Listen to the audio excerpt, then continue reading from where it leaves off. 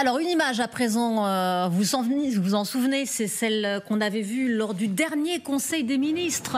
Gérald Darmanin qui sortait effectivement de ce dernier Conseil au Palais de l'Élysée. Et il a eu ce geste, il a enlevé sa cravate, effectivement, en sortant, en rejoignant son véhicule devant les caméras. Donc on l'avait évidemment largement commenté ici sur ce plateau. Et ils ont expliqué aujourd'hui, effectivement, il a parlé, c'était sur BFM TV, il a expliqué pourquoi il avait fait ce geste et qu'est-ce qu'il avait compris. Écoutez-le. Je vous regarde là. Vous n'avez pas de cravate. Vous faites même une stratégie politique, je vous cite, la cravate est devenue le symbole d'une élite. Ne plus la mettre est une façon de montrer que j'ai compris le message. Vous êtes sérieux, Gérald Darmanin? Oui. C'est un peu populiste, non, de dire ça? Non, ça va que vous habitez pas Tourcoing. Non, bon, ouais. Vous savez, je suis originaire de région, donc je connais très bien. Ouais, mais région. On n'est pas originaire de région. De Garde-Rome, moi aussi. On n'est pas originaire. Peu importe d'où je suis. On n'est pas originaire de région. On est de quelque part. Moi, je suis de quelque part. Et ils vous disent enlever la cravate, c'est ridicule? Moi, je pense que les Français nous ont dit pas que la cravate, les voitures avec chauffeur, la façon de se comporter, les mots utilisés. Nous avons une sécession entre les élites politiques, journalistes, magistrats, économistes, chefs d'entreprise et les gens. Vous dites j'ai changé, vous dites Gérald Darmanin. Et donc la cravate c'est un symbole. Bon, en plus c'est l'été, donc permettez-moi, même si c'est climatisé ici. Je vous confirme. Il y a beaucoup de gens, vous savez, qui n'en portent pas. Mais vous dites j'ai changé. C'est un symbole pour dire justement, pour parler de cette question de la sécession des élites. Les gens qui habitent en dehors de Paris, et il y a beaucoup de gens à Paris qui pensent pareil parce que malheureusement ils vivent dans des conditions difficiles et précaires. Il y a une misère sociale et surtout une distance avec les gens qui, eux, voient la mondialisation qui a réussi. Si nous ne le voyons pas, si nous les hommes politiques on se dit pas on s'est trompé. Ça sera le dernier mot, Gérald Darmanin. Non mais c'est très important. Ouais, allez-y, parce que c'est pour ça qu'il y a 11 millions de voix pour le Rassemblement national, parce qu'ils ont l'impression qu'on n'a pas compris le message. Et donc ils augmentent le son à chaque élection. Moi j'ai compris, il n'y a pas besoin d'augmenter le son, et j'ai compris pourquoi les gens votaient Rassemblement national. Merci beaucoup. Voilà, on va retrouver Pierre Cordier à l'Assemblée qui est toujours avec nous. Une réaction, est-ce qu'il faut enlever sa cravate pour parler à toutes les classes, ou en tout cas aux classes populaires et aux électeurs du Rassemblement national?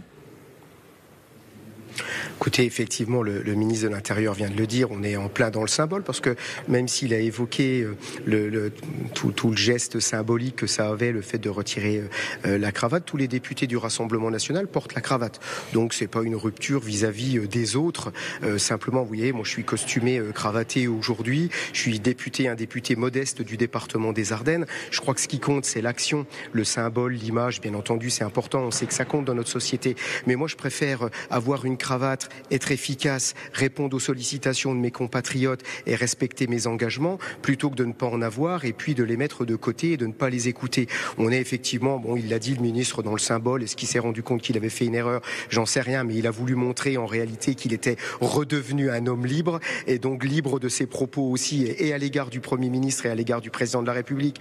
Donc voilà, je pense qu'il n'y a pas grand-chose à retenir de ce genre de gestes. Ce qui compte et ce qu'attendent nos compatriotes, c'est l'action politique et le fait de donner des résultats sur le pouvoir d'achat, sur l'immigration incontrôlée, sur la sécurité, ce qu'attendent en réalité tous nos compatriotes, peu importe d'avoir une cravate ou pas. Vous savez, tout près de chez moi, dans les Ardennes, il y a des élus belges, puisque je suis frontalier avec la Belgique, et là-bas, on porte beaucoup le nœud papillon. Les Belges, ils portent beaucoup le nœud papillon, les ministres, les députés. Est-ce que pour autant, on les considère comme des gens éloignés des préoccupations de nos compatriotes? Je ne le crois pas. On est vraiment là dans le symbole et dans des discussions, finalement, qui n'ont pas beaucoup de portée et d'importance pour nos concitoyens.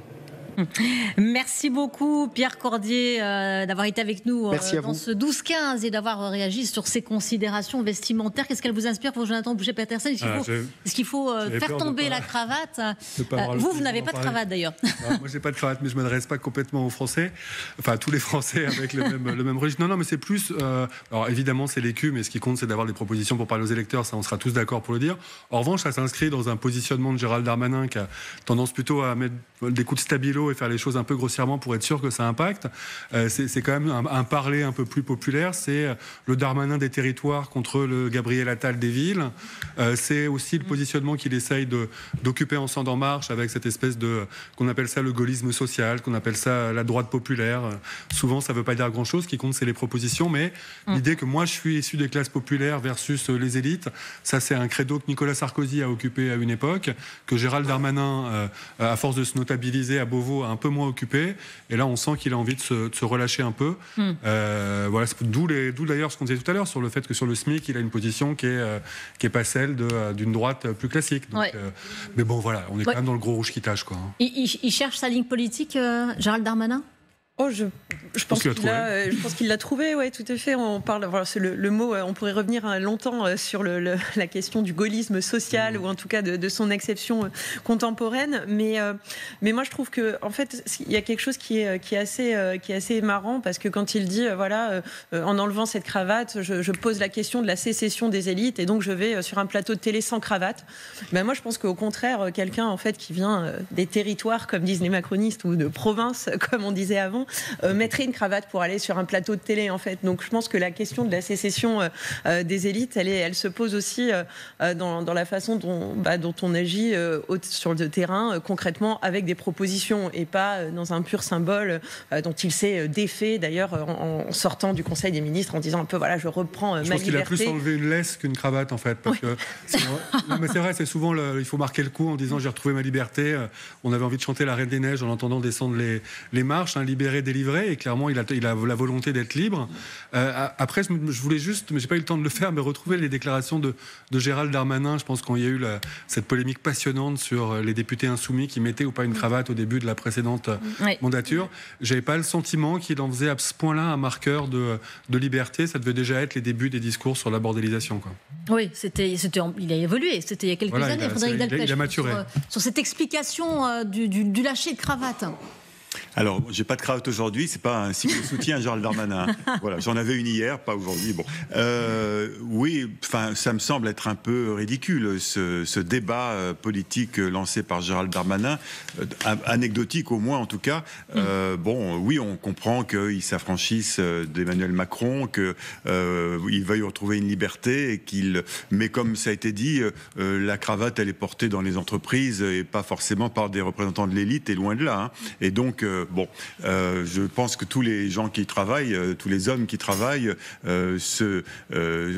certains sont obligés de la porter dans certaines entreprises, dans certains milieux socio-professionnels, et ça n'a rien à voir avec l'élite ou des classes supérieures. Donc c'est un débat un peu daté d'ailleurs, hein, parce que bon, franchement, on avait déjà entendu ça il y a quelques temps, et d'ailleurs ça a été dit aussi, le Rassemblement national, par exemple, le premier geste qui a été fait à l'Assemblée en arrivant, c'est de demander à tous les députés du RN de porter la cravate, justement en signe de respect de l'institution et des électeurs. Donc voilà, si on respecte, enfin je prends ça dans l'idée du Rassemblement national, si mettre la cravate c'est respecter les électeurs du Rassemblement national, quand Gérald Darmanin dit qu'enlever la cravate c'est se rapprocher des classes populaires qui ont voté pour le RN, c'est pas le même discours. Donc bon, peut-être qu'il a eu des choses plus inspirées, Gérald Darmanin, que ce débat-là.